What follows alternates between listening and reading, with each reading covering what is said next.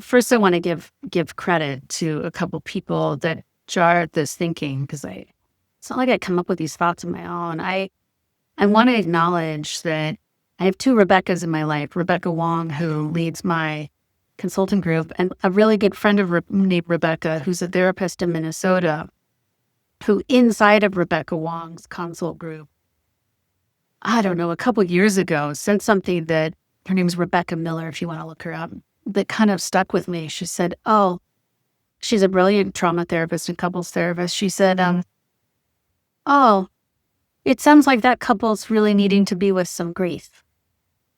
And I thought, oh, yeah. And we had this whole conversation about how a big part of romantic partnership is grieving. And let me explain. People will come into couples therapy believing that they're going to follow the John Gottman 7 rules for making marriage work perfectly, or Sue Johnson's EFT, and that they're going to be securely responding to their partner all the time, or Terry Real's model. Like, there is this belief that you're going to come to couples therapy and you're going to learn how to respond exactly correctly in partnership. I think some couples therapists think that too. But I was talking to my husband this morning and I said, two things. I said, I'm feeling irritation with a friend of mine that I love very dearly because she's really unresponsive, and both over not social media, over text, but also in person. There's a way in which she can't quite attune to me. And yet I love her so much. And we have so many other elements of play and shared history and shared values that make our friendship important.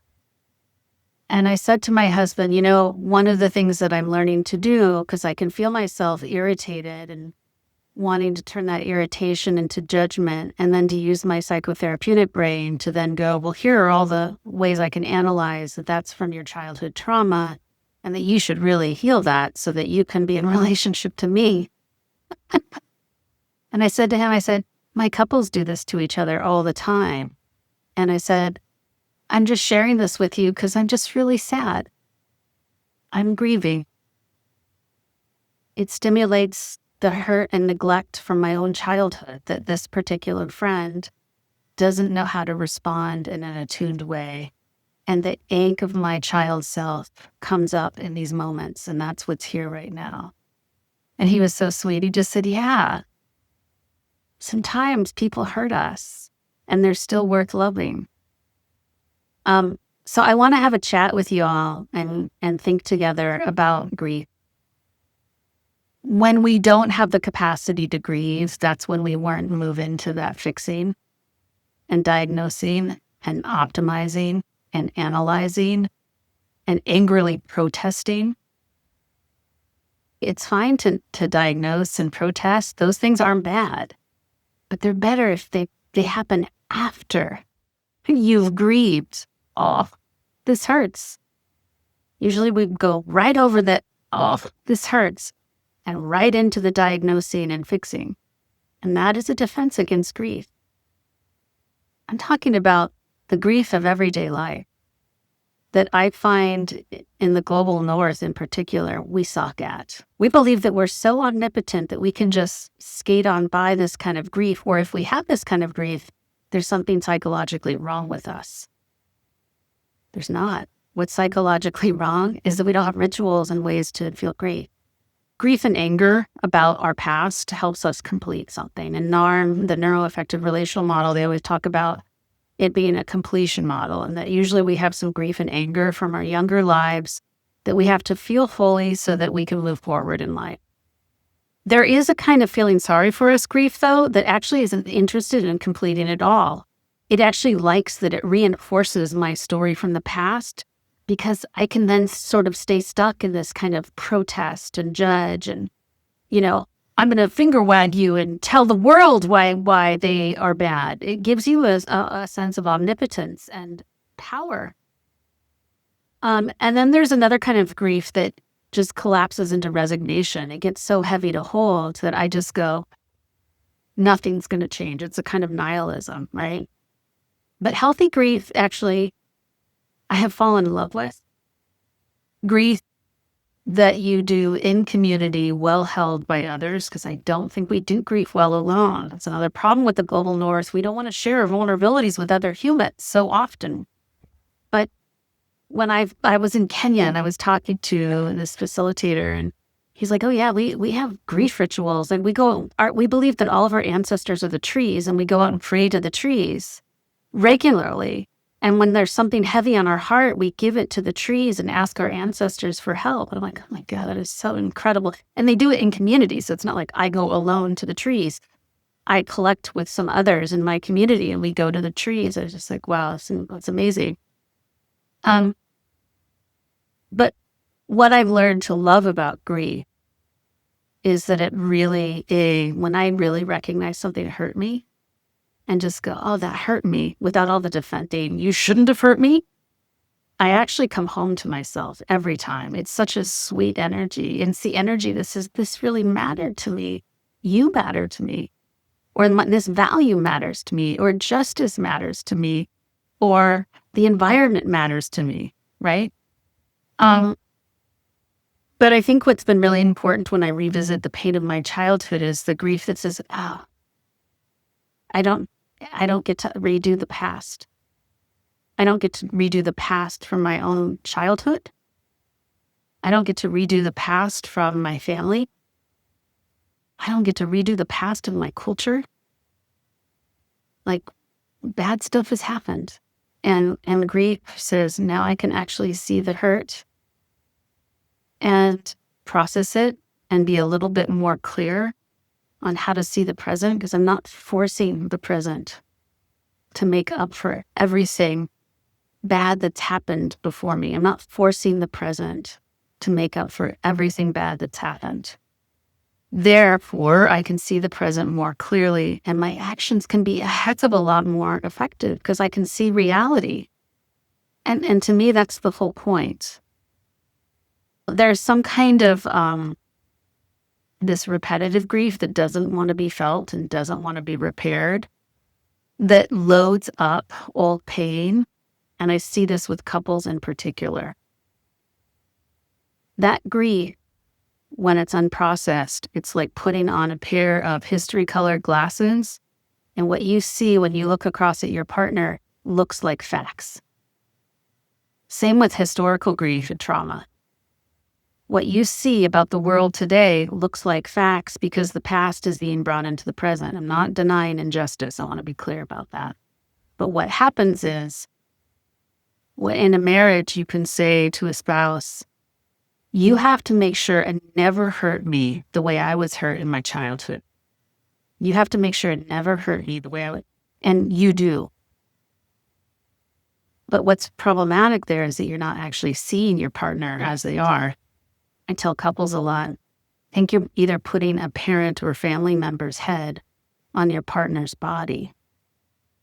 And partners are imperfect, so it's already hard work to be in a marriage.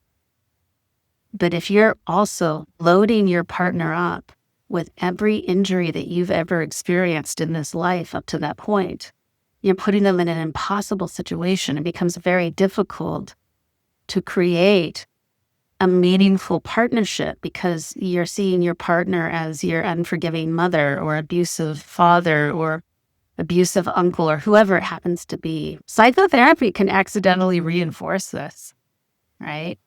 Because it gives us real sophisticated language to act out unresolved grief. When we start scolding people using the 7 principles for making marriage work, "Oh, that's the 4 horsemen. You're moving from contempt. Don't move from contempt."